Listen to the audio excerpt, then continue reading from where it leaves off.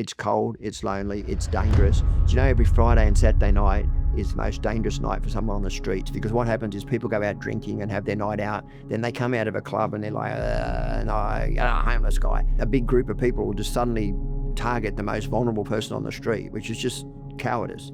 But I've seen it happen. I've seen a guy set a light, like an old guy set a light in Woolloomooloo. Like some of the things that I've seen, you know, I used to sleep in the clothing bins, and it didn't happen to me, thank God, and I stopped doing it once we heard about it. People were setting stuff and throwing it inside and setting them alight.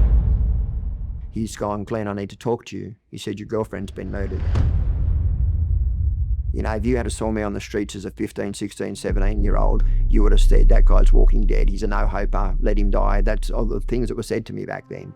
But look now, I've got 5 kids, 7 grandkids. I'm running a business for homeless, you know. I've written a book. I am proof that you can come out the other end. Welcome to another episode of Peak Podcast. I'm your host, Ben Sanford. Today we're joined by Glen Fisher. His story is incredible. He's been through more adversity than anyone I've ever met, yet he soldiers on and is committed to improving the lives of others. After facing severe childhood trauma, neglect, and homelessness, he has overcome addiction and turned his life around. Now, he's dedicated to helping those in need, particularly those experiencing homelessness, through his charity, the LEGUP. And with your support and a donation, he can make an even greater impact. Thank you for joining us. This is a powerful episode you won't want to miss. Let's get into it. Thank you so much for joining me today, Glen. Really appreciate it. Yeah, I appreciate it, man. I appreciate you bringing me on. I'm looking forward to it. I know you've experienced one of probably the hardest lives I've heard of. I was wondering if you could dive into your story so we can get some context. Yeah. So I was born to a mother who was schizophrenic, who was also a heroin addict.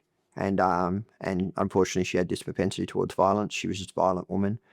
She ended up giving up heroin to become an alcoholic, and which really brought the violence out worse. Yeah. And my dad, also an alcoholic when I was born, and is a convicted predator, twice been convicted. Pretty much for the first 7 years of my life, there's a lot of being removed by docs. Literally 19 times I'm removed by docs from my family for violent incidences. But for some reason, they keep returning me over and over back to that violence. But it's around 7 when my age really starts to take, a turn. I was sitting on a veranda one day first, and the neighbour had shot his brother, dead in the front yard. I remember sitting on the front yard watching that, just not really understanding what I'm watching. And the police ended up coming over and saying to my mum, you really need to take this boy inside. This is in Mount Druitt in Shelby. Yeah. And what ends up happening is about a week or two after that, I'm coming home and I see a police wagon out the front of my house. And with that in mind, the violence in the family home, I'm instantly in panic. So I start, as my mum killed dad, dad killed mum, because that was possible in my home. And when I got there, my dad was in the back of the police wagon, and police were talking to my mum at the door. And I was always that curious kid, buzzing around, like, what's going on, mum? What's going on? And my dad calls me over and talks to me in the car. And despite all the violence I'd been through, I still had this love for my parents, and I remember saying to the police officer, what's going on? Why are you taking my daddy away? And the police coming saying to me, you'll be right, mate. Everything's going to be okay, But everything wasn't okay. The next day, we were all put into an orphanage in a place called Lewisham, all 4 of us kids. I kind of sensed it. My mother had always said to me as a kid, every time I mucked up, I'll put you in a home, I'll put you in a home. And finally she seen true on that promise, The 4 of us get stuck into Lewisham. I'm the oldest. And then what ends up happening is my mum comes back because my sister's not coping. And they get my sister out, my youngest brother, but my other brother and I stay in there. And for the next 2 years, we get bounced around from institution to institution, at different orphanages, until my dad gets out of prison. I remember my mum visiting us twice in the orphanage, and both times I always used to say a lot as a kid, I'm sorry, I'll be good, can I come home? I'm sorry. I was always saying sorry. And but she never took us, And then my dad gets out of jail, which I don't understand, given the nature of the charges that he was in prison for, was able to bring us out of this institution. Within 2 days of him getting us out of the institution, my mother gets us back because of the prior charges. But my mum's life's now different. She was crazy before. She's much crazier now. She's drinking every day. She's having parties at the house. And then 3 really bad incidents happen in a row. The first one is I get up in the morning, and back in those days, they used to have Mr. Whippy trucks, ice cream trucks, but then they used to sell cigarettes. They used to sell Beck's powders, Vincent powders, that kind of stuff, which was a drug back then. Yeah. My mum's scouring around the house looking for change. She can't find it, and she absolutely loses the plot. And she says to me, "You stole my money off me, didn't you?" And I said, "I didn't steal nothing, but I wouldn't have dared, mate. I had the guts to do that." She ends up throwing a knife at me, and then she says, "I'll cut your fingers off," and she threatens to do that. And as you know, you've probably read in my book, that's what happened. My mum actually grabs me, drags me along the carpet with another woman who turns up at the door named Michelle, and Michelle helps her drag me into the bathroom. She holds my fingers over the door, over the bathroom sink, because you can see the scars still on my fingers. She puts the knife against my fingers, but because the knife's so sharp and my fingers are much closer together back then as a little boy, she severs two of my fingers. Oh, yeah. That's the first thing, I'm taken to hospital. And the thing that annoys me the most about that incident is the doctor says to my mother, I've got one lady putting iodine on one side of my body because I've got carpet burn all down my body. The other one's stitching up my finger. And the doctor innocently turns to my mother and says, "What happened to this little boy?" My mother absolutely loses the plot, starts screaming at him, "What are you saying? This and that." And she's drinking drunk, They don't do nothing. And I just keep thinking the cowardice of these people to not defend that little boy, And then the second incident, which you probably read in my book as well, was my mother was giving me pills to sleep because she reckons I was hyperactive. So she kept giving me tablets all the time to sleep. And we had a predator in our family. He was a family friend named Pat Chase. He had two little daughters and a wife. He was from England. He was all through my childhood. I remember these different promiscuous sexual activity involving him, me, and his two daughters. And but this time I wake up at 9 and I'm being raped. Holy I'm literally shit. being raped at 9. But at 9, I don't know that's what's happening to me, right? I'm a little boy. All I remember is that he's behind me. He puts his hand over my mouth when I wake up and just, does what he does. I'll never forget that, sitting on the bed. I was rocking back and forth, trying to comprehend that it was a lot of pain. I'm in a lot of pain. I'm scared. I remember going to the bathroom and looking up the lounge room, and I was seeing my mother on the lounge, on the nod from heroin.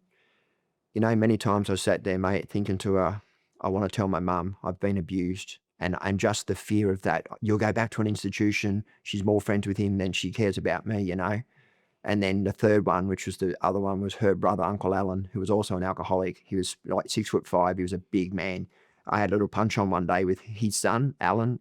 My mother comes out and says, I want you to flog him. You need to flog him, And so he hits me and Alan. He hit Alan about 40 times with a strap, and then he hits me about 40 times. And I've literally got welts on my face, one of my groins swollen up, all over my legs. He just kept whacking me. And then he hits him again and then starts attacking me again. I've gone from this bubbly, smiley kid to now walking on eggshells. I'm afraid of everyone and everything, jumping like this all the time. Every time someone speaks, I'm jumping. So much so that kids would walk up to me behind me at school and go and clap, and I would jump, and they all thought it was a joke, I don't blame them. They don't understand. At 10, I get sent to live with my dad on the Central Coast. Again, he's now got another partner. She's got 3 little kids, 2 of which are daughters and 1 little boy. And for the first 2 years, I'm going to school and I'm just coping with the violence of my dad. I'm more scared of my dad than my mum. But this is where things really start to change in my life. I start running away from home. The first time's quite funny. So I run away to a place in Newcastle. I go into a shopping centre. And I'm sitting there, and this lady comes up. Now, at 10 years old, I'm 12 years old, sorry, I probably look like I'm about 9. She sits down beside me and she goes, "Oh, what's going on with you, buddy?" And I said, "I've run away from home, and you know what little kids are like." And she goes, "Oh, well, I can't leave you here. How about you come home with me?" Now, my little 12-year-old mind, I've got a new mummy. That's what I'm thinking in my head. Oh, this lady's going to take me and she's going to be my mum. And she gave me a dinner that night and she puts me down to bed. And about, I don't know what time it was, but really late at night, I get woken up by torches, and it's the police. The police are, she's called the police. And to this day, I still feel really hurt the way I responded to that. I got up and started screaming at her, "You're a dog, you're a snitch, you dogged on me." And, child, the things I've heard and learned, And she's doing what any adult would do and protecting me from me, thinking that I've got good parents and maybe, they're scared of where I am. Yeah. I get sent back to my dad eventually, but I get placed into an institution first called Warramai. It's the police put me in the cells, and for hours they're asking me what my name is, and I said, "I don't want to go home. I'm not telling you." And then eventually I tell them my name on the condition that they don't send me back. Now, where I think I'm going is to probably like an orphanage, like I was as a kid. I had no idea I was about to be put into an actual boys' home, with kids that had done murders and rapes and car stealing and all that kind of crime, and I'm just running away from violence. Yeah. To cut it short, for the next 3 or 4 years, I just start continually running away until about the age of 13. And they put me and my brother into a place called Yasma, and then eventually Darrick. Yasma, I was put on the junior side with my brother, but then someone decided that they were separating siblings. So I get put onto the senior side of this boys' home, Yasma. Because I look like a pretty little girl, I'm being harassed sexually everywhere I go. Every time I get in the shower, all the boys are running up and touching me, doing all these things to me. And I'm like, I was forever worried about that stuff. Nothing seriously happened in that particular institution. And but to give you an idea of how they run, right? So one night about 2 a.m. in the morning, I started wetting the bed from the age of 9 after I was raped by Pat Chase. I wake up in the middle of the night and I've wet my bed, and I go up to this officer named Mr. Neat and I said, look, I've wet my bed. Can I please get clean sheets and have a shower before the kids wake up? They made me stand outside naked outside the hallway of the dormitory and hold my sheets out like this. That's how I had to stand, holding my sheets in the institution.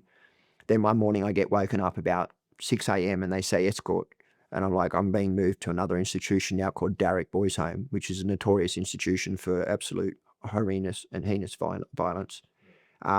But I thought I was going to Reeby with my brother. They put us on the bus and we drive there. And when we arrived to Darrick, I remember them saying, Fisher, Glen, and they call me out. And I said, no, I'm going to Reeby. I'm not going to Darrick. I'm only 13. These kids are all older. Why am I going here? Because we're being separated again as siblings. That institution, I went through so much violence. I was picked on horrendously. But funnily, what happens one night is I wake up needing to go to the toilet, and to go to the toilet, you've got to get out and you've got to stomp your foot on the ground and then stand at ease like this. And then you've got to wait till the officer in the dog box, what they call the dog box, looks up, nods, and you can go. I stayed there for 15 minutes at ease waiting to go to the toilet. As I walk to the toilet, I hear someone else stomp their foot on the ground. I think, oh, that's probably going to be waiting there 15 minutes too.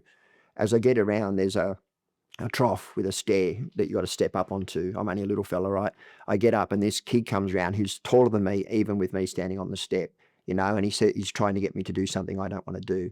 I said, if you do that, I'm going to scream, I'll scream, and he ended up letting me go. He's holding me by the hair, right?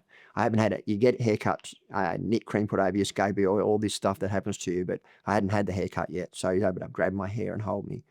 I walk past and one of the officers, his name's Mr. Buland, is literally standing there watching me. He's watching all this go down. I'd like to say that I put up a good fight, but I didn't. I was actually raped in my bed by another kid, held down by other kids. And that continued, different things continued on the whole time I was in that institution, until one day I was sitting there playing chess with a kid and I beat him in the chess game. And then someone else says to him, you would let me have Fisher in an arm wrestle, mate. How about you have an arm wrestle? So I have an arm wrestle and go bang. I put his arm straight down. As soon as I did it, he went bang and King hit me. Fuck. Now, Ben, I've never hit anyone in my life. I've never been violent in my whole life, but something inside me that day just snapped, absolutely snapped. I mean, it's 13 years of all that abuse, all that anger, just boom, booms up inside me. And I just start wailing into this kid. And he's literally on the ground, tucked up, and I'm just wailing away at this kid. People pull me off. I go back again. They pull me off and literally pick up a chair and I go whack, whack, whack. And I hit him 3 times. And a boy named Fred puts his hand on my head. He's a big, strong kid in the institution. He says, this kid's got more ticker than half of you kids in here. He said, you need to leave him alone. He said, the next one that touches this little fella, he said, I'm going to snap. And they started to leave me alone. I get out of that institution, Darrick. There's so much more to that story, but there's a lot. But I get out. My dad picks me up again. Almost immediately, the minute I get home, Ben, I run away again. I'm not doing this. But this time I go to docks. I actually catch a train from Gosford down to Mount Druitt to a guy named Brian Hubble. And I say, look, I don't want to go to the boys' homes. I'm not trying to be a bad boy. I'm scared. My dad hurts me. My mum hurts me. Everywhere I go, I'm being sexually abused. I'm being physically abused, screamed at. For fuck's sake, help me. So they put me into foster care. The house that they put me into, right, has got 9 adults, 1 child in a 3-bedroom house. In the back bedroom that I put into are 3 adults and 2 bunk beds, 2 of which have got prior convictions for predatory behaviour. One raped a 2-year-old child and the other one's abused a girl. It doesn't take a scholar to work out what happens. I wake up again in my sleep. People keep attacking me in my sleep and I'm being abused again. I get up and I fucking lose it. I absolutely lose it. And what ends up happening is I say, I'm not doing this anymore. I'm going home to my mother. And so my mother's now moving to Whyalla in South Australia. She's got a new boyfriend. And so my brother, 2 brothers, my sister and I all jump in this car. And over a 3-day trip, we stop at every pub between here and Whyalla. When we get to Whyalla, my mother and her partner have a fight, like a screaming, yelling match. So me, I'm like, no, you're not sticking over, standing over my mum, and I try to step in to fight him, and so does my brother. So she calls the police on us, and the police says, the only thing I can see wrong here is you drinking, lady, and this man drinking. There's nothing wrong with this little boy. But she kicks me out. So for the next 3 days, my brother and I wander the streets of South Australia, homeless, until this beautiful lady from the Centrelink, it was called something different back then, puts me on a bus, rings my real dad and says, can you pick them up? And he agrees to do that, right? We get to Oxford Street in Sydney at this bus terminal, and as we get off the bus, I'm starving. Absolutely Lee Marvin, mate. I haven't eaten for days. We watched everyone stop all the way along having feeds, and we're just hungry, And we start to follow my dad, and then my dad turns around and says to me, where the fuck do you think you're going, mate? You're not coming with me. And I was just shocked. I can't live with my mum now. I can't live with my foster parents. And I can't live with my dad. I literally have nowhere to go. I'm 13 years old, I remember sitting down at the bus terminal. I'm crying, right? I'm scared. I don't know what to do. I'm 13, unequipped for this sort of stuff. A man comes and sits down beside me. His name's Terry. He's a butcher and a predator. I don't know this, right? He says, hi, how you going, little fella? He talks really gentle, like he's a big man with a big beard, but he talks really gentle. What's happened with you, mate? Are you okay? I can look after you, mate. Come on, I just live up the road here. Are you hungry? I'll buy you something to eat. So, yeah, I'm starving, bruh. And we start walking up the street, and we go up this staircase on Oxford Street to his flat. Something in me twigs, this guy's not right. Something in my little senses says, get out of here. I say, mate, I don't want to do this. I'm going. And I had a bag with a shirt and a pair of shorts. It's all I owned. And he grabs my bag, and I managed to let it go and then ran all the way down the street. I ended up catching the train to Mount Druitt, going to my foster parents' house, and I sat on the veranda for about 2 hours from 4 a.m. to about 6 a.m. And then they come out and they see me outside. They have a big screaming fight. He's got to go. So they ring up a refuge in King's Cross, and they give me $5 and they put me on a train to Sydney. And that's where my journey sort of starts as a street kid. I land on the street to King's Cross. I don't know what to do. I run into other street kids. They become my family. Very quickly, I start smoking pot, and very quickly, I'm circled by predators. King's Cross was literally a predator's paradise. Everywhere were pedophiles and children, and it didn't take them long to find me. And playing a pinball machine one day, a man stands up. He says, "Oh, you're so good at this, mate." I said, "Oh, yeah. Like I'm a little kid. I don't understand any of this stuff." And but before you know it, I go back to his place with him one day, and he doesn't do anything. He just gives me all these cones. He says, "Oh, you smoke pot?" I said, "Yeah, I smoke pot." And then what happens is I'm living in a squat in a place called Manning Street in the Cross with a heap of other street kids. But late one night, it's about 1 a.m. in the morning, I'm walking down the main street of the Cross, and these two men, a biker and a doorman, are fighting, punching on. And like most of us do as kids, oh, fight. So I run up to watch it. This fight turns very serious and very dangerous really quickly. It becomes all the doormen of the Cross and all the bikers of the Cross is in this big fight, and there's women, everything, and the crowd just ensues around me, and I'm at the front of it, being pushed forward, and it's gone from something to watch to, hey, I'm almost a part of this, and scared shitless. Some man, she puts his arm through and rips me out and said, "Fuck off, kid. Kids should not be in King's Cross. Get the fuck out of here," I apologise for swearing, but I just talk how I talk. And so I didn't know where to go, Ben. I could either go to the squat in Manning Street, which was down this back lane in the Cross, which was an old convent. You had to walk through this fence, go through the bush, and then up all these stairs into this place. I was too frightened to go there. The only place I knew in King's Cross was this man that I'd met, who turns out to be a pedophile. I lived with him for about 6 months. And the reason I wrote my book is about the next part I'm about to talk about. I end up meeting a girl, right? I'm now 14 and she's 14. Her name's Linda. And she becomes my girlfriend. She's beautiful, and so we end up leaving there, and we're sitting in the park at King's Cross one day, and what happens is the park is a predator. It's where all the pedophiles go to pick up children, right? And we're sitting at the side of it near a pinball parlour and a big group of other kids.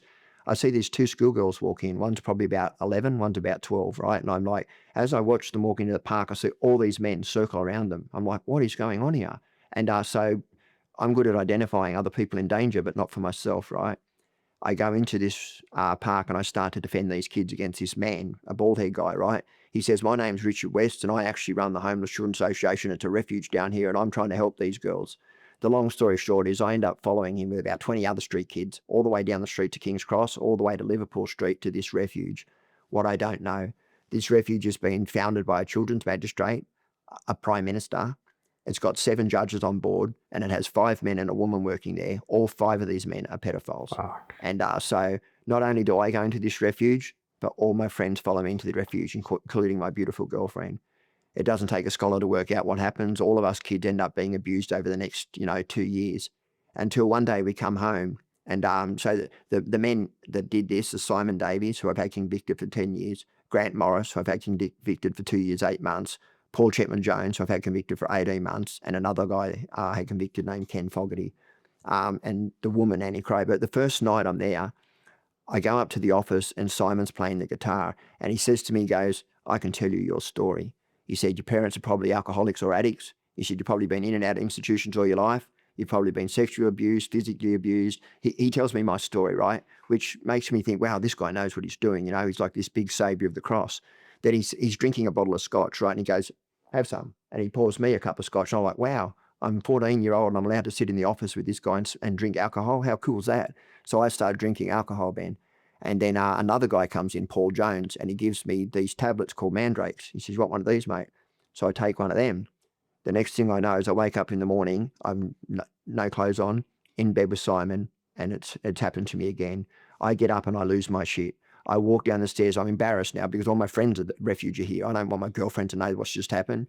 I walk down the steps and I run into Grant Morris, another worker there, and I said, I've been raped. That's the exact words I said to him. He goes, What, Glenn?" He said, "I'll meet you tonight at the Colonial Coffee Shop. Let's sort this out." What ends up happening is I meet my girlfriend up the park, and later that night I said, "I've got to go and meet with the people from the refuge." Simon's there, my abuser, Grant Morris is there, and the woman that works at the refuge, Annie Crow's there.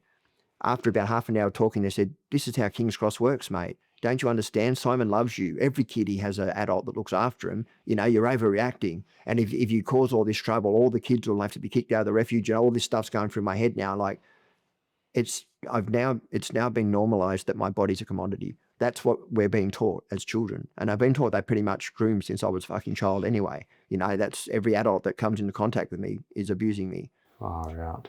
They shut the refuge down in 1983, August 83. Us kids stay there, right? And I reach out to the media and I start to tell my story. What happens is the next day, the police raid the house. See, the police in King's Cross were all corrupt. Yeah. The police were protecting the pedophiles because the pedophiles were supplying the money to the children, which then would go to the drug dealers, which has been kicked up to the police, right? So there's an agenda. They arrest all of us and they take us to Bajura Children's Court. Now, the irony of this story is in January of 1983, the judge that runs the refuge, who's the children magistrate who owns the institution that we're now being moved to, Bajura, is warned, "I'm being abused." It's actually got another guy from another refuge who's literally come in and said, "Glen Fisher is being abused by Simon Davies and he's abusing all the children."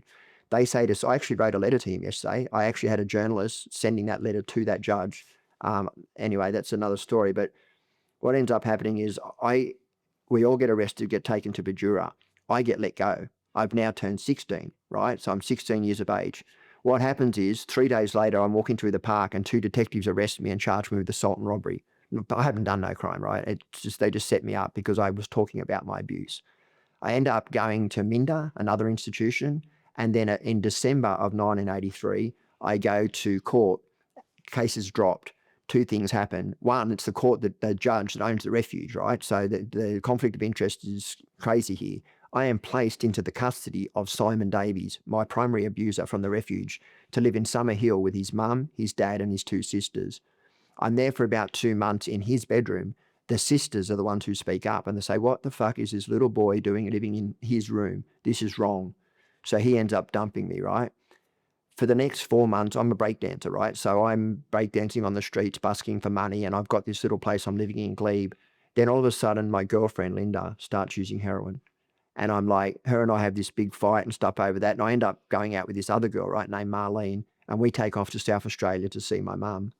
When I go to see my mum, the instant rejection, we're there like less than 4 or 5 hours, and we're on the street to Adelaide breakdancing. I go into a dance competition in Adelaide, and I'll be careful because this part is a part that does trigger me. I just won this big dance competition, and as I come down the stairs of the dance competition, one of the kids of the refuge, John Chapman's at the bottom of the steps, and he's gone, John just died not long ago. He's gone, "Glenn, I need to talk to you." He said, "Your girlfriend's been murdered, Holy Linda." shit. I was like, Are you kidding me, man? Like I did not know how to process that, Ben. It was a lot.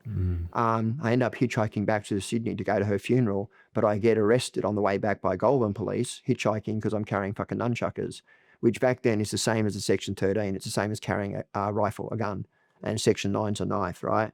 So I spend 2 weeks in there. I miss her funeral. I get back to the streets of King's Cross, and two things happen. I run into Simon Davies and Grant Morris, two of my abusers, and I walk up to them both and I said, one day, I said, I'm going to tell the world what you did to me. I said, one day I'm going to tell the world what you did to every kid in that refuge. I said, one day I'm going to write a fucking book. And I said, and I'm going to hold every one of you fuckers accountable. You know what he did, Ben? He started laughing at me. He said, mate, you're a fucking heroin addict. He said, you'll be dead by the age of 21. And he said, you can't even read and write. How the fuck are you going to write a book? He said, I had to fill out all your forms for you at the refuge. What he didn't know was that stored away in my head. I was like, fuck you. Yeah, I will do what I said I'll do. Yeah. The problem is, mate, is I picked up drugs from here. I become a heroin addict, and a bad one. I start dropping. I've had 13 overdoses in a short period of time. I just keep dropping. Then I start taking pills, and eventually that leads me to prison. You know, I spent 7 years on the street using heroin, and I nearly died so many times, Ben. I could give you a list of stories, you know. But pretty much from there, I go to jail. It's when I get out of jail, I turn my life around. But that's the main part of my story, I think, that needs to be told. The saying, been to hell and back, doesn't even encapsulate or begin to, compare to what you've been through. Holy shit. Yeah, I'm pretty speechless, hey? Yeah, it's a lot. But it is what it is, mate. Yeah, if I'd experienced all that, I don't know if I'd be sitting here right now. You obviously turned your life around and you've done incredible things since then. I have, yeah. I went to rehab in 2009, Ben. I got clean. I didn't get it straight away. I kept fighting back, as we all do. I argued them with everything, but I ended up getting cancer. I had thyroid cancer. I also had hepatitis C. I weighed 64 kilos. I was pretty crook, you know. And I came out, and the minute I came out of rehab, literally a few days after I dropped again, I overdosed, nearly died. I haven't put a needle in my arm pretty much since. I did have a bust about a year and a half ago where it was a one-off, but I've been clean ever since. And in the last 2 years, I have changed my life around. As you know, I went through four trials against my abusers. I put 4 of them in jail. I've been through 2 royal commissions. I've written a book. I did hold them accountable. I kept my word. Takes an incredible person to come through all that. When did you publish the book? 2019. Yeah. Yeah, so just before Simon. So I was told I couldn't write anything until that court case had been sorted, but I just did it anyway. Yep. I was sick to death of relying on police. I didn't trust police. I didn't trust the system, so I just published it. Interestingly, though, the minute it got published, suddenly everything happened. Yeah. You know, they suddenly create a strike force around it. They extradite him back from the Netherlands, and he's just been sentenced in 2019. He got 10 years, sorry. And I sentenced 2 in 1996 through the Wood Royal Commission, and I had 1 sentence in 2012. And I also gave evidence at the Royal Commission into institutional abuse. Fuck, yeah, thank God. Yeah, so, like, what was it like? Well, obviously it was fucking horrendous in King's Cross, but has it changed quite a lot now? It has. So as you know, they had the lockout laws, and with the lockout laws, it changed the scope and the way King's Cross looks. The funny thing was that the clubs weren't the problem. It was the street that was the problem. It was the predators and the police that were the problem. And but yeah, the Cross is a completely different place. Like, I work down there now. Homelessness is still down there. Addiction's still down there, but not at the levels that were in 1980 to 1994. It was a completely different place back then. Yeah. And so a lot of those cops are in bars now, or did they kind of get away with a lot of shit? So in 1996, they had the Woods Royal Commission, and what actually happened was they had footage of one guy named Chuck Fowler and a few other police, you know, like Roger Rogers and stuff like that. So they had that information. Then what ends up happening is because he lies on the stand, and then he actually gives them immunity. He says, I'm going to give you 24 hours for everyone to come in. I think it's 226 police officers were stood down. So that gives you an indication of just how deep the level of corruption was. Yeah, I've seen a little bit on like the bikie and drug side of stuff, but never heard much about the pedophilia. If for some reason I did see someone overdosing, like, how could I help them? Like, what can I do? Yeah, so there's a drug now called naloxone. It's a little nasal spray. You've probably seen I've done videos on it, and it's free at every chemist. So if you go into a chemist and just say, "Look, can I get some naloxone?" Everyone should have one in their purse, in their glove box. Just have them present. Because back in my day, we used to use in a back lane called Oregon Lane, Junkie Lane, and people were dying daily. Like that's how bad it was. Nowadays, because they give it, you have to get an ambulance. They give them Narcan, but now they have Narcan in a spray, and you just insert it into the nose and just go one squirt and it'll bring them straight back. You've still got to ring and get an ambulance and get help for them because the narcotics will come back on. But that'll bring someone back around and save their life, Yeah. And then like getting off heroin like that would probably be one of the hardest things you've done as well. It is. And I think one of the things about it is that people don't understand is apart from it being so physically addictive that it actually is, you get really, really ill coming off it. Yeah. It's actually that most people that are using drugs, or not all, have some underlying trauma or something much more deeper going on. So as you're going through withdrawals, you're not only dealing with the physical side of it, you're dealing with the mental health, trauma, PTSD, all these other things that go on. So I really say to people out there that watch my story, just remember, look at me now. If you had saw me on the streets as a 15, 16, 17-year-old, you would have said, that guy's walking dead. He's a no-hoper. Let him die. That's all the things that were said to me back then. Yeah. But look now, I've got 5 kids, 7 grandkids. I'm running a business for homeless. I've written a book. I am proof that you can come out the other end. Absolutely. Yeah, I look at your story as probably one of the most impressive things I'll ever see, really. Like, there's people, I think there was maybe something I read yesterday on your profile. And I was like, I don't care if you've walked amongst the great, have you sat with the broken? Yeah.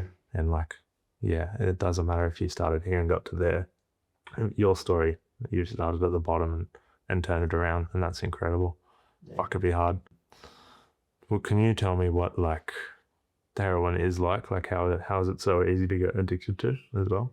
So for me, I'll tell you, when I first used heroin, I remember putting it into my arm, and it was like I was living with flashbacks. I had PTSD. I was really struggling with my trauma. The minute I took it, it was like, I always used to say it was like the answer to Glen.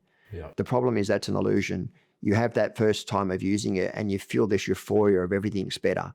Yeah. But what it is, it's actually an illusion because you spend the next 30 years chasing that feeling and you never get it because you spend more time chasing money, chasing the actual gear than you do actually on it. So you spend more times in withdrawals than you do actually off chops. Yeah. You lose your morals. To be able to afford the amount of money that you need to be able to afford to pay for heroin, you've got to do all sorts of stuff, whether it be prostitution, whether it be doing armed robberies, drug dealing, and, all the different things that come along with that. And for me, I went from robbing people on the streets to robbing dealers to actually becoming a dealer myself. And, it's funny, I was dealing heroin in Campsie and I was driving down the street with my then partner and 2 people I just sold to, friends of mine, Spider and his girlfriend, had overdosed. And I thought, fuck, I am responsible now. I've just killed 2 people. Yeah. And luckily that's not what happened. They were brought around on the Narcan. They're outside a medical center. But it was an epiphany for me. I opened my eyes and I thought, I can't do this. I can't do that anymore. And I ended up getting what was called methadone back then. But the thing I didn't know about methadone was, firstly, methadone's 10 times stronger than heroin ever will be. And but back then they used to put you on it, take you up to a certain dose and then bring you back down again, which just meant that you got released 6 months later with a worse heroin habit than you did before you started. Wow. It's insane. Yeah.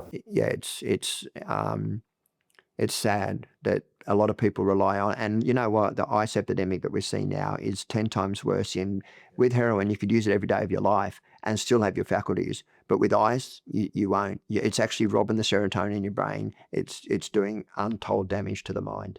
Yeah, for sure. You see people deteriorate really quick with ice. Yeah. I read if you were to get bad heroin, you'd have to find another hit. Is that the only way you could solve it? Yeah, dirty shot. So what used to happen is that, now interestingly, I've used every drug you could probably imagine, right? But heroin's the only one that's ever used to happen to me. It's often when they would mix it up, there'd be little things that were in it, or your fit might be clean, or the spoon or equipment, something's not dirty. It's called a dirty shot. So you mix up and you have it. And the first time it happened to me, we didn't have clean syringes back then, right? So we used to pick them up off the ground because you could only get them from 9 to 5. So it was any time out of that scope you would use these needles. I cleaned it out with aftershave, right? Washed it out 3 times with aftershave, washed it out 3 times with water, and then I had my shot.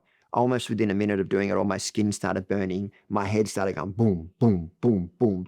And because I'd never had a dirty shot before, I didn't know what I was experiencing, and I ended up in St. Vincent's Hospital. What they did was they just laid me on a gurney, and I literally sat there screaming for about 4 hours in the worst pain you could imagine.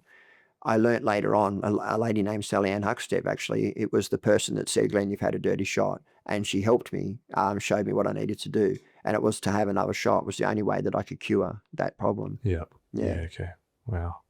And then touching on homelessness as well, like I remember I watched, I think it was called Filthy Rich and Homeless. It was just a series on like rich people that had gone, they'd lost their, like they'd taken possessions off them and then they put them on the streets and they're like, all right, good luck. Like, Yeah. And that was an epiphany for them that it's not that easy to get, like, find your feet again. Yeah.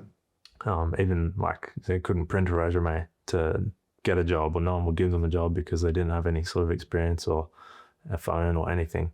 Can you touch on like some of the stuff people deal with that most people wouldn't even think of in homelessness? Yeah, there's a lot. I mean, showering every day, changing your socks and jocks every day, you know, those kind of things, getting something to eat every day. The face of homelessness has actually changed a lot. There's actually more people on the streets now than when I was a kid, but there were a lot more kids on the street when I was younger.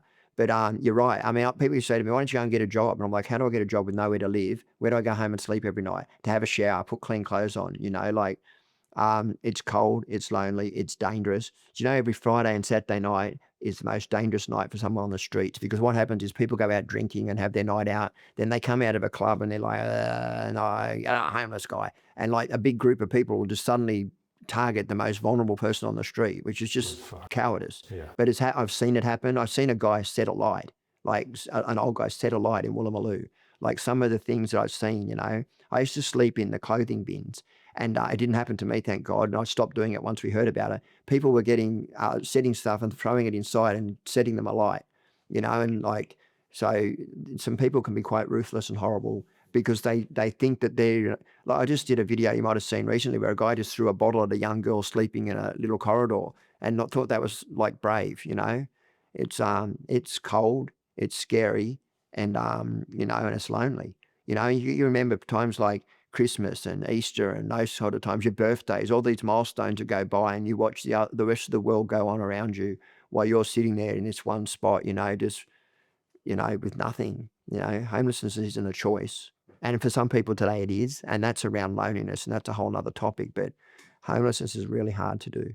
Yeah, absolutely. And then you spend a lot of time on the streets talking to people at the moment. Like, has the reason people are homeless now changed to what you experienced? Or like, I know everyone's got a different story, but is there like a common theme people are really struggling with? Yeah, there's a multitude of reasons people on the street. Let's start with the housing crisis. We've brought so many people into our country at the moment that the housings are actually, there isn't enough housing to house people. But more importantly, you got women escaping domestic violence. You got people who are in addiction or alcoholism who can't, you know, manage their budget. There's a myriad of reasons. People breaking up from partners, you know, got restraining orders, whatever it might be. But you know, one of the biggest things that I hear lately, there's a couple of people I've spoken to and I'm like, I can get you housed, I can help you. And they're like, Glenn, I got a house before and I didn't know how to do it. She said they put me away in some apartment in the middle of nowhere and they said I was just so freaking lonely. And she said, but at least when I'm on the street, there's people around me. I'm not alone. And that hurts my heart to know that people, because I get it, I know what loneliness feels like. I've lived loneliness, you know, and I, you know, so like I said, you never know the story. There's trauma. People have been through sexual abuse. People have been through domestic violence. There's so many reasons as to people why they land on the street. Yeah. Yeah. Yeah. And then police don't make it easier either. Like, I think you might have recorded, like, I think the cops were throwing people's possessions away and stuff like that, which is fucking horrendous. Like, Yeah. making it so much harder for them to actually achieve anything. Well, they have a move-on orders now, right? They're not allowed to sleep in cars, not allowed to sleep in caravans, they're not allowed to sleep at all these different spots, right? So they can just move them on. They don't, when they're moving them on, they're still homeless. They're just moving the problem to another location. Yeah. They're only allowed to have 2 bags. They're not allowed to have tents because they're flammable. So they've got to have swags. And it's like hard for someone like me because I spend hours walking around the streets and I get to know where everyone is. I actually write it all out. And then a month later, half of them have been moved on. And so I've got to spend 2 hours of my time just finding them where they've been relocated to, you know, and yeah, and the police, Look, I get that they're doing their job, and I understand that people in the community feel dangerous, and it's sad because you do have idiots on drugs that run around and cause drama and make it look bad for a whole lot of people on the streets. But that's not the percentages. Yeah. I work with people on a daily basis who are homeless. Mental health is the key issue. And what happens, Ben, is that they put them to the too hard basket. See, in 2015, our government, our left, we got a lot of people who think really far left or too far right? And so what they used to say was, we can no longer put people in institutions, it's inhumane. And I get the process because of institutions' records have been bad, right? But when you just release all these people onto the street with mental health issues, Yeah. what do we do? And that's what I'm coming across now. I would go as far as to say 75% of the people that I deal with on the streets have serious, and I'm not talking about just serious mental health problems. And we need to fix it. It's an epidemic in our country, and mental health isn't going to get better. It's going to get worse unless we do something about it now. For sure. Yeah. Can you tell me about your journey back to finding your feet as well? Like what helped you, and what you struggled with the most after jail? So loneliness was my biggest one. So after all the court, I've been through the 2 Royal Commissions, the 4 trials, they moved me to Blaxland, right? And when I first got to Blaxland, I didn't know anybody here. Now, my whole life, I've only dealt with criminals, drug addicts. Now, all of a sudden, I've got to liaise with normal people. I didn't know how to do that. I don't know how to fit in normal society. I've never been, I've been in jail institutions my whole life or on the streets. So I just sat in my lounge room for literally 10 years, sat on my lounge. I wasn't washing. I wasn't eating. I was only eating takeaway food. I'm not liaising with my kids. Unless they want to see me, they come to my house and sit in my lounge room and watch TV with Dad. And then what happens is I'm sitting there one day, and I think someone said something I saw online, and it was like, how I'm robbing my friends. So so many of my friends, Ben, are dead. They've either overdosed, they're in jail for the rest of their life, they're on methadone programs, they're not coping. And I've watched one by one die. And I remember sitting there one day and I thinking, I'm dishonoring Linda. I'm dishonoring my brother. I'm dishonoring all of my friends who have died by sitting here feeling sorry for myself. And I thought, fuck this. I'm going to start going to the gym and just get my health back. That was my first thing. I made it it was hard. I'd go to the gym and I wasn't able to interact with people. So then I said to myself, you know what I'm going to do? I'm going to try and speak to one person a day. Just try and speak to one person. And luckily I walked into the best gym in Blaxland because they started reciprocating. They started talking back to me, and I started showering. And then I started doing my stuff online. I started to share my story. I went online. I was 108 kilos. And I did this silly dance with my daughter. My body don't move, it jiggles, right? Yeah, With my stomach, I'm doing all this funny thing. Then one day I thought, you know what, I'm going to tell people about my book. I've written a book. It's been sitting there for 2 years. I've sold 50, and 40 of them were sold at my book launch, right, by friends. So for 2 years, my book hadn't sold. And I just thought, I'm going to go online. I'm going to tell people my story. And the way I was received, it hurts me because I always credit social media to loving me back to life, like literally loving me back to life. Yeah. People started to reach out to me and they say, bro, I've been through sexual abuse too, but I don't want anyone to know. I can't deal with this trauma. And I thought, wow, I'm not alone. There's actually other people that are suffering, going through I'm through. And like people encouraged me, go Glen, go Glen. And then I went to Melbourne and met this other guy named Gary, TikTok Gary. And we sat down one day and he said, bro, you got a hell of a story. He said, that Australia should know your story. You can literally save and change lives if you start to just speak about your abuse. And I'm like, I don't want nobody to know, And he said, you've written a fucking book. You've told everyone anyway. Get up there and speak, bro. He said, what's the worst that can happen? You know what I mean? At the moment, you've got 0 friends. Yep. You know what I mean? You're living on your own. You're suffering with really bad PTSD and depression. Do something about it, mate. Get up and have a go. And then I started to realize, I'm a victim. I've actually been a victim. And I started to realize that the only person that could change this shit was me. There was no one coming through the door that was going to save me, Ben.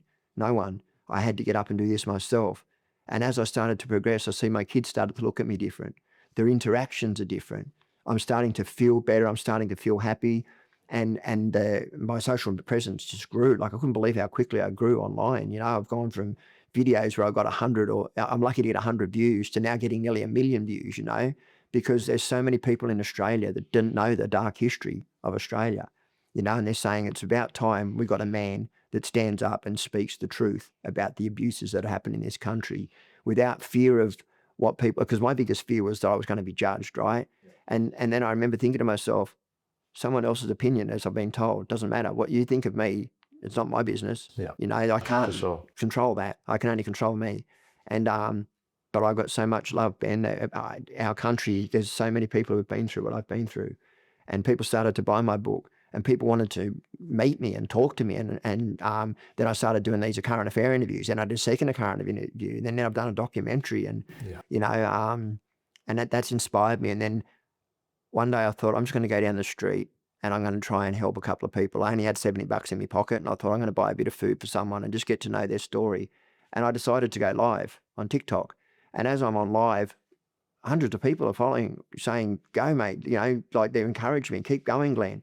And then I turned the camera off and I started to sit down and talk to people, and I realized that I've actually got an education.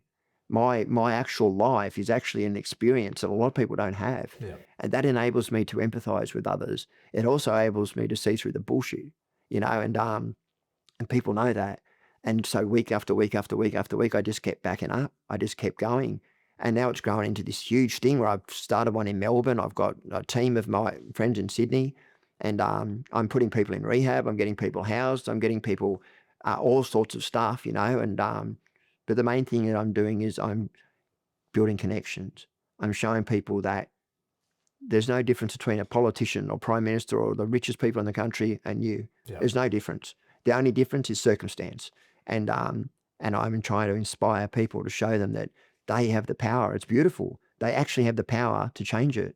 Yeah. They just got to learn that in themselves. For sure. Yeah. So what would you say is for someone who's in that position, the first thing, like let's say not on the street, but they've just found housing, like what's the best thing they can focus on at the moment? Occupy the mind and the body. So the first thing I would say to them is like, make sure we don't slip into that self-pity mode. And but for me, the two biggest things for me that changed my life was, one, I learned gratitude. I spent so much time looking at what other people had, Ben, that I didn't. People got families, all these things I don't have, mums, dads, cars, houses. Then I started to think about what I actually did have. I've actually got children. I've actually got my life. I've actually got my sobriety. My friends didn't make it. So gratitude was the second one. The second one for me would be purpose. You need to find a purpose in your life, whatever that may be. And for me, it was going to the gym and sharing my story and working on the streets. But gratitude and purpose would be the two. Don't sit still. When you're alone on your own, you're alone with a killer. Yeah. And that's fair income, mate. When I sit there in my own company, I'm in fucking bad company. And because my head doesn't shut up, and I've learned to silence the demons by filling that void. For me personally, it's training. I go to the gym and it silences something in me, mate. Yeah, for sure. I think a lot of people find that like switching the addiction to a healthier alternative as well. And the gym can be that for a lot of people. And then I think quite a few people like that stay busy mentality. And if you don't have time to think about stuff, you don't fall as far down. Thoughts? That's absolutely right. If I, like I said, when I sit alone, I'm alone with a killer. And because my addict's doing push-ups outside waiting for me, you know what I mean? I've got to treat that stuff, you know what I mean? It's treat the trauma. That's the other thing I would say is, I always thought to myself, Ben, if I stopped using drugs, my life would improve.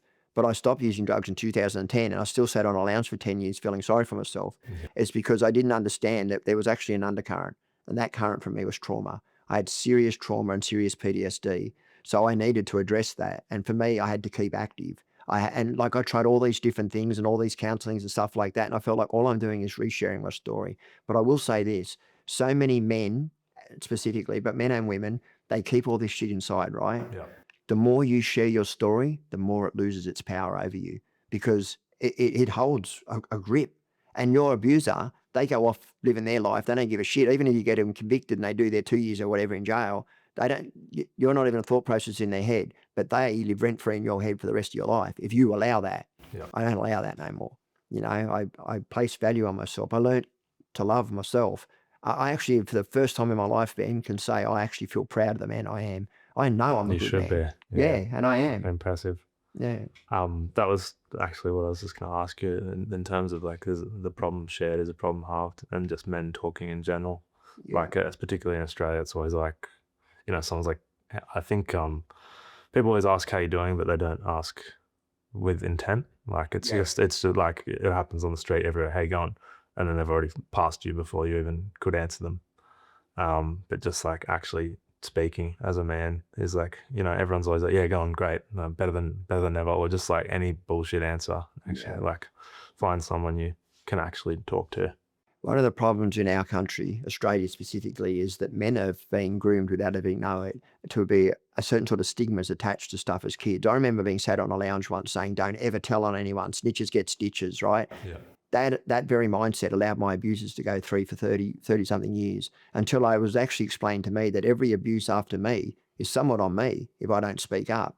And it's the same with emotions, right? I'm a man, mate. I don't feel. You know, we've got this thing of like, I don't feel nothing. Yeah. That's why the leading cause of death between the ages of 15 and 35 in young men is suicide. That's why we're losing so many people, because we're afraid to speak. There's different ways, like asking someone, are you okay? I usually, when I say that to someone, I put my hand on their shoulder. Like, bro, are you really okay? Like when you share your story with someone, you're actually telling them you're safe to share your story back to me, if that makes sense. Yeah. Because men are afraid to speak. Are they going to get ridiculed? Oh, shut up, bro, go to the pub and have a beer, or, you know. Yeah. We need to learn as men that there's actually strength in being vulnerable. We have this stigma around, if you cry, that's weak. That's actually strength. If I've cried online. People have seen me do videos where I actually get emotional, and I'm like, I'm prepared to show the good, the bad, the ugly, because I know that's a healing. And not only is it healing me, other people have now been permission to feel that way too. They're like, wow, I'm actually feeling some shit, man. And I've permitted them, if that makes sense, to express that feeling. Yeah, and being vulnerable really opens it up. What are some of the things you wish you'd known earlier in life that you've learnt in the last couple of years, that like, if you could talk to that young boy, what would you try and tell him? The first thing I would say to him is that the adults in your life are not safe, and that you need to identify that. You know, like, I would challenge kids as groups to protect their mates. You know, if you see a guy that's older hanging around a younger person, start to speak up about that shit and say, hey, like, this guy that you think's cool, that's 26, 27, selling you drugs when you're 14, he's not cool. He's actually a fucking scumbag. Yeah. You know, and we start, so the first thing I would teach kids is that me, if I could teach myself, is how to protect myself. I was so good at protecting everyone else, I didn't know how to protect myself. You know, the other thing is I would say to myself is, you've actually got a lot more going on for you than you think. You know, I used to look at myself as a loser. I'd been told it so much as a kid. I'd been called every name you could imagine. You know, Ben, I've been through physical violence, I've been through sexual abuse, but the stuff that stuck with me the most, mate, was the words. Yeah. The words that were said to me over and over. You are stupid, you're a loser. I'm actually intelligent. I'm actually articulate. I've actually got a lot of talent, but I never identified that. So that's the second thing I would say to myself. You got a lot more going for you, and it's going to get better. Yeah, absolutely. And don't touch drugs. Yeah, for sure. What do you think? Like, I know you've battled through. I feel like, if, you know, most of us, even myself, if that was my story, I wouldn't expect to be sitting here right now. Like, I would probably have given up at some point. Like, what, like, your spirit's been somewhat unbroken. What do you, like, do you have anything you feel like you just stuck with in your mind? You're like, no, fucking. I'll share something with you, Ben, and I want to share this for a reason, because the first one, I broke up with my partner, right? My brother slept with my partner, which literally broke my heart. I was kicked off methadone. Far out. I remember sitting outside a church and I was rocking back and forth, and I was literally saying, there is no fucking point to this planet. I do not get it. The world is full of horrible people. I don't know what happened in me, but it snapped. I walked into a church. I grabbed a rope thing. It was like a sheet, put it around my neck, and went to step off. Literally, as I stepped off, a man came flying through and literally grabbed my legs and lifted me off. The reason I share that story is 15 minutes after that happened, I remember sitting to myself thinking, what the fuck did I do? Why would I do that? So what I would say to people is that what you feel in the moment will pass. Yeah. You know what I mean? Yeah, and the statistics around people who suicide, for example, a father, the chances of your child suiciding are really high. You know what I mean? What I would say to people, you know, is like, it gets better. You've just got to reach out, speak to other men, you know, and don't be afraid to say, man, I'm in a really bad place and I really need to speak and to somebody, you know. And what I would suggest too is that we need to have professional people helping with the right thing. Mental health for mental health, drug and alcohol workers for drug and addictions. We've got people online now who are professing to be professors at all sorts of stuff. That stuff scares me, mate.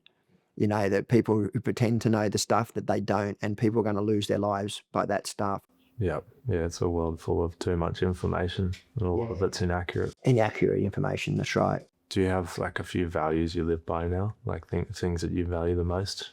Yeah, I guess so loyalty's been my biggest key in life. I'm always loyal to everybody and respectful to people. But the main thing that I try to do in life is, and it's important to me, is that I see people where they're at, not where I wish they would be at. So I don't judge anybody, and I try to see beneath stuff. When I hear someone misbehaving or going on or stealing or drug using or drinking, whatever it may be, I look and think, what is going on for that person? Yeah. And I'm getting better at having them conversations. Like I know when I'm on the street whether to be nice or whether there's a time where I need to be real. And I say that. I say, listen, mate, can we be real just for 2 minutes? Let's have a real man-to-man conversation here about you. And what I always start off saying is something like, man, you're incredibly talented, you're so articulate, or whatever it is that I see in them that's value. I tell them I've seen that. And then I say, but this is what I also seen, bro, and this doesn't lead you anywhere good. Jail, institutions, death. That's it for you, you know? So yeah, loyalty would be my biggest one, and honesty. I think authenticity is key to everything. Whatever I feel, I just say it, and I don't hide the truth. And you'll see that in my videos. Authenticity is the key. The good, the bad, the ugly. Just be fucking honest, because secrets keep us sick. Yeah. Yeah, and there's something about criticism and judgment are two different things where you can tell someone what they can do better, but if you label them lazy, that's a different thing. Yeah, that's right. Like you can be like, you could do this better, as opposed to being like, you're fucking lazy. Those two things hit differently. Yeah. And they impact the person in a different way as well. And judgment's heavy, right? Because people carry judgment. But if someone says to me, I know you can do better, like you're incredible and you can do better, then you're actually showing them a solution and lighting a fire. That's right. Yeah, for sure. And I feel like, for me, I often have looked at people if they, I might have been on the train when I was younger and might be someone that looks like they're a bit, grubby or whatever. Yeah. But I know that could have been me. Like my circumstances are, I've come from a good family and that, if I was raised in that scenario, maybe that would be me as well. Don't look at people like they're any different. Can I say this too to parents? Who your children surround themselves with in their life will have more of an influence sometimes than what a parent will. So even kids from good homes can fall into bad circumstances just by the surroundings, the people who surround them. Yeah. So it's really important to teach your kids that their value and that who they have around them is also of value, because as I said, they can have more influence than any parent can, and that can be dangerous. Yeah. Yeah, there's a point I've been driving home a little bit in the podcast is what you look at and listen to and surround yourself with is what you become. Absolutely. No matter what, you might eat. Diet's not just food, it's what you watch on TV or what you're watching on your phone. And your mates you hang around with, it'll happen. If you went and hung out with 5 different people, you would, if you looked at that in a year, you'd know you've changed a little bit just because of that. It's absolutely definitely a real thing. And you think about my own story, right? When I first arranged to come onto the streets of the Cross, I'm hanging around with the broken, I'm hanging around with drug addicts, I'm hanging around with pedophiles, I'm hanging around with criminals, I'm hanging around with prostitutes. That's the women, the most love I've ever had in my life came from prostitutes, from women that saw me as this little boy and cared for me, but it's still the influence of seeing them use drugs every day, seeing the way that they carry themselves. These are all lessons that we learn growing up. Yeah. And touching on the gym as well, that community that gym has. I was saying to you before, my gym, I just go and do my thing. Maybe there'll be a mate every once in a week, I might say. But the gym that you've been going to, there's a good community as well, and that's important. Absolutely. I think that the first thing that I did, as I said, was I broke out of my shell and I started speaking to people at the gym. And I learned very quickly that Carly had set up an incredible community in there where we actually all care about each other. We get to know each other's lives. You know how many mates we have in our lives that we could spend every day with, but we actually don't know nothing about them. Yeah. We only know them on a surface level because that's the way we've been groomed as children. Get to know who you're with, and get to know their story, because you'll find that nearly every person has something in their life, and if you get to know that side of them, you get to know every side of them. And elevate each other, man. Like, that's what I speak to all the time. Let's stop dragging people down in this world and let's start fucking lifting people up. 100%. One broken man can change the world because it has a ripple effect, right? The fact when I was sick, it rippled out into my family, and it just does. The minute I started to get my shit together, that ripples out into your family, and then that ripples out, and it ripples and ripples. That's a ripple effect. So one healed man can change the world. I live by that saying. Yeah, that's very true. Have you ever received advice that changed your life, or you kind of like just figured it out on your own? No, I did. So one of them was I spoke to a guy in Melbourne. Two things. So one actually rang me up to me and he says, "You are so much better than what you are presenting. Like you're smart, you're intelligent." Someone really lifted me up. But what he said to me that really changed it was he said, "You're a victim." And I said, "What are you fucking saying I'm a victim for?" And he said, "No, I'm not saying you are a victim. I'm saying your mindset is you're a victim." Yeah. He said, "You need to change that process." He says, "Because as long as you're a victim, you're going nowhere." Yeah.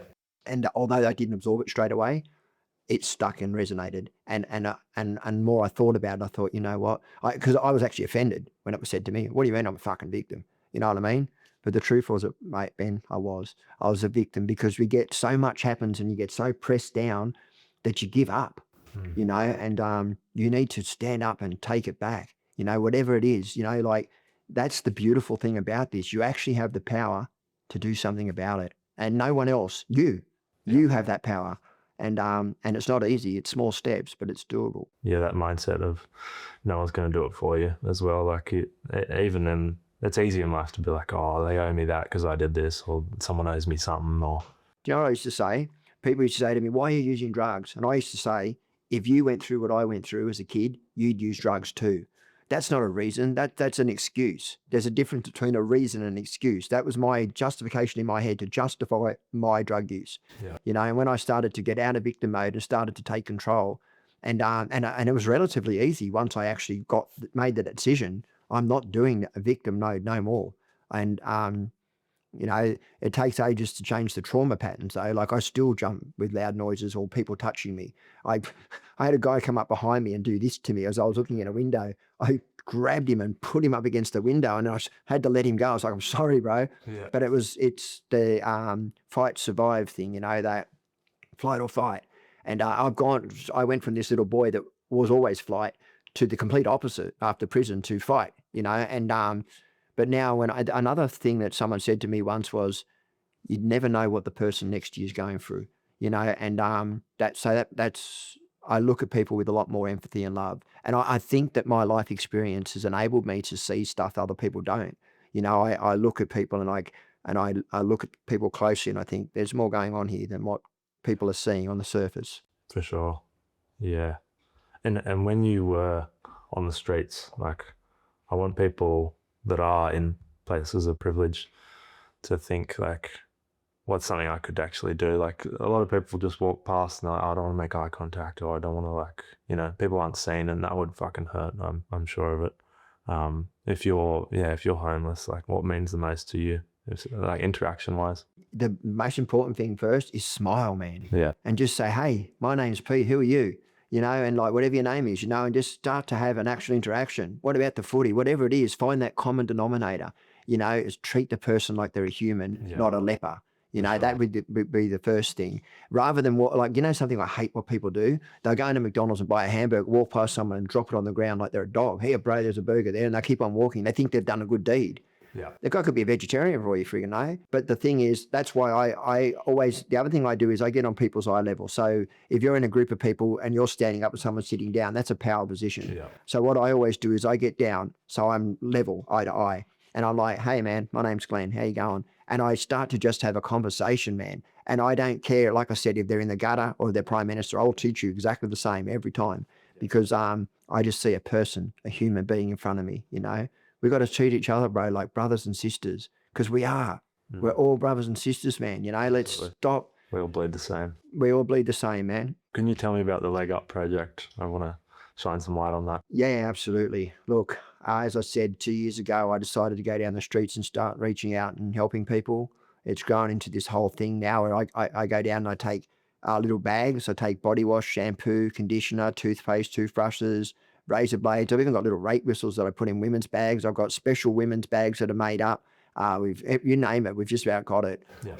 I started doing videos around it, and it was hard for me, mate, because people are out there putting stuff in front of people and filming it, right, for clout. That does my head in. Yeah. So I had to find a balance between showing Australia what's going on so that I could get people to help me, but not exposing or taking advantage of people for clout. So I usually only have cameras on myself, what I'm doing most of the time. And for those who I've known for a couple of years now who are quite happy to chat, I'll film them because I've got their permission. Yeah. But it's about building connections. So yeah, I give out a lot of things. I give out swags. We do all sorts of stuff financially for people, but socks, jocks, all that sort of stuff. But the real power in what we do is that's different to others is we're not walking around checking T's and dotting I's. We're not worrying about red tape. We're just getting in on a human level, and we're sitting down. Like I literally will sit down with someone for half an hour if that's what it takes. And I'll talk about like in cars if that's what they want to talk about, because I'm giving them the human interaction. And then slowly I let them, what happens is the more they get to know me, the more they reveal. And I reveal to them, I was a heroin addict. I show them my arm. I lived on these streets. I've been through all the stuff you've been through. But I'm also proof that it's possible to come out the other end. Yeah. And that's worked for me because people, as soon as they see me, they're like, I used to go from people who have their back to me, right? And I'd say, hey, Glen from LEGUP. And they go, yeah, bro. They put their hand up, take something. They wouldn't even look at me. Yeah. These days, they're like, some of them say, oh, it's Glen. They get straight up because they know that I'm not there for any other reason than it's genuinely from my heart, man. And there's so much I do, Ben, and I'm not saying this to brag. I'm saying this with sincerity. People don't see. I get hundreds of messages of people who reach out to me. I get rung by like local park rangers or different people. Hey, Glen, there's 2 homeless down here. I'll dart off at whatever time and I'll go down and I'll spend time with these people and as soon as they start talking to me, they know. They can tell straight away, this is a guy who's got lived experience. Yeah. And I'll say to our government, there are some good programs out there they're trying to do, but I feel like they're coming from a place of ignorance. If they would actually learn to liaise with people with lived experience, with those who have got the ability to do something about it, we could actually change the world. But they don't. They come out with all these brainstorm ideas, throw millions of dollars at it, which does nothing. Yeah. Absolutely nothing. We're wasting money in this country that could be done for half the amount with just a little bit of love, man. Yeah. Just a bit of love. I think it's really cool that and you've been on foot as well. I want to emphasize that as well. Yeah, at the moment, you would carry as much as you can on the train and go hand out this stuff, right? Mate, I get sore shoulders, eh? Yeah. I put this backpack on, I get on the train at Blaxland, and I go all the way down to the city, and then I pound the street to like for hours. I could do 15, 20 kilometers in a day. Yeah. And it gets quite heavy, and like I had someone that would take me down once every couple of months, and I'd open up the car and I could give out a lot more. Yeah. I have got a vehicle now. But it's not as easy as you think to park in the city. Brutal. It's brutal, yeah. So on Sundays I go down because that's the easiest day for me to park. Yeah. And then I go on weekdays. I go by train. And but I've also got I had a lady the other day. She had one job. I said, "Do you bring a backpack?" All right. I brought a big bag of stuff for her and a backpack full of stuff for mine. We get there and she goes, "Oh, I didn't bring the bag." I'm like, "You got one job. Just bring a bag." Now, so I'm walking around carrying a bag and a backpack on my back with this tiny little lady. Yeah. And another one was going to do haircuts, forgot the scissors. It was like, one job. Yeah, that's brutal. It's brutal, but their heart's in the right place. You know what? I get hundreds of people reaching out to me, Ben, that want to help. And I'm sad. I can't say yes to all of them. And they're well-meaning. But what I have got is so many people. I've got these little drop-off points now where people will drop off the most lovely little made-up gift things, Yeah. Do you know the last 2 Christmases, I've given out nearly $4,000 just in gift cards. This year I gave out $1,300 in gift cards on Christmas Day, and Christmas Eve, the day before, I gave out another 1,000, and then the Christmas before, $1,800. I didn't pay for any of them these 2 years. They were sent to me. People literally sent them to me to do what I do. The first time I did it, it was from the money from my book. All of it was coming from my book. And but now Australia's got on board, and and we're building teams. We've got a team in Melbourne now. I've got a guy, Corey Worthington, if you've probably heard of him. He's running my Melbourne LEGUP with Tessa and Toddy, and they're doing such a good job, man. I'm so proud of them guys. And we'll be Australia-wide soon. We're about to become an org. And I've just paid for the lawyer, and I can't believe I'm paying for a lawyer for something like that, setting up an org, and got a manager now, an agent. Yeah. Wow. Yeah, it's so cool. Yeah. Unreal. Where will people be able to find or support you? Where can they follow you? And So several ways. The easiest way is just to message me, right? You can get, I mean, I'm on TikTok and Instagram under Tiger for Life 66. I'm on Facebook under Glen Fisher, or if you just look up the name of my book, Predator's Paradise, I've got pages for that. Yep. I'm on YouTube, King's Cross 66. But also we've got on all those pages, there's links to different things that you can tap into. We will be an org very soon. They're setting up the constitution for us to do it all properly, and then you'll be able to donate cash. Up until the past, I've not really taken money. Yep. It's mainly been tangible things that I can hand out. Yep. We have had some money. Someone did a GoFundMe for me and got me nearly $9,000 towards getting a vehicle, which it's been such a warm hug from Australia. It really has. And because they can see that I'm genuine. I actually do what I say. I mean what I say, and I say what I mean. You asked about ethics earlier on. That's probably it. Yeah. When I say something, I now mean it. And, as a heroin addict, that's not who I was. I mean, all heroin addicts, they're speaking, they're talking shit, and that's just how it is. I mean what I say, and I say what I mean. Integrity. Yeah. Yeah. Cool. And then your book, is that on Amazon, or where is it? It is. You can get it on Amazon, Booktopia, Kindle, all of them. Just Google the book. I actually reached top 10 authors. Yeah, Mum mentioned. Yeah, I was number 10 author in Australia. Like, can you believe that? I mean, a street kid with I couldn't read and write. You'll never write a book, to top 10 on Amazon. Like that. That was a moment where I was like, wow, that's incredible. You did it. Yeah. Absolutely. That's very impressive. There's a couple of recurring questions I've got with guests on the podcast at the moment. And one of them is, if you could sit down and share a meal with anyone from any time period, whether they're dead or alive, who would it be and why? Have you got someone or some people in mind? Well, there was two, right? The first one I thought was I'd love to go back and talk to Linda, my girlfriend, right? Yeah. Again, I'm trying not to get upset. I know why. Whenever I talk about her, it just upsets me. And I'd like to, I think I would like to have told her how much she means to me. What she used to say to me? That song Starry Starry Night by Vincent? Yeah. In that song it says, this world isn't good enough for you, or beautiful. But she used to say to me all the time, the world doesn't see you the way I see you, Glen. And I'll never forget that. But I'd love to go back and let her know how much she meant to me. Yeah. But I think the other one I would like to talk to, and I was thinking about, would be my mum.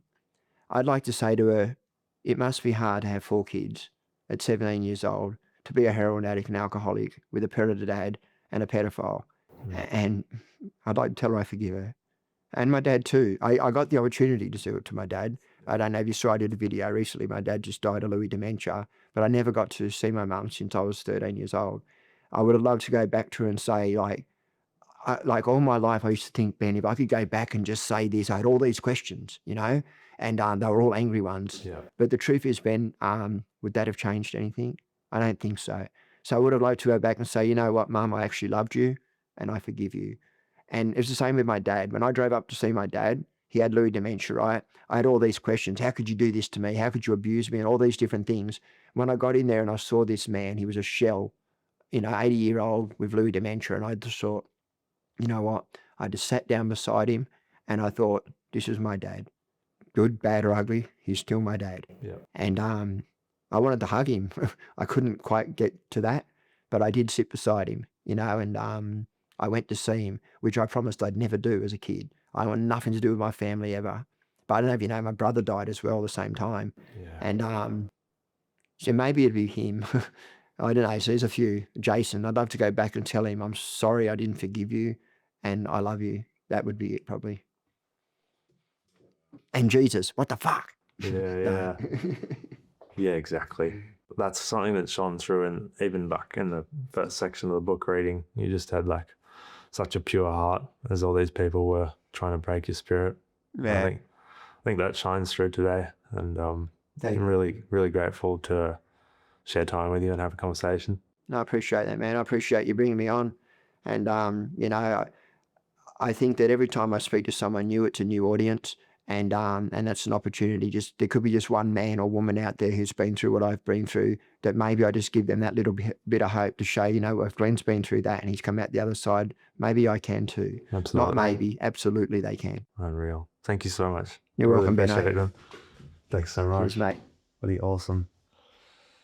Wow. That was powerful. Hope you enjoyed today's episode.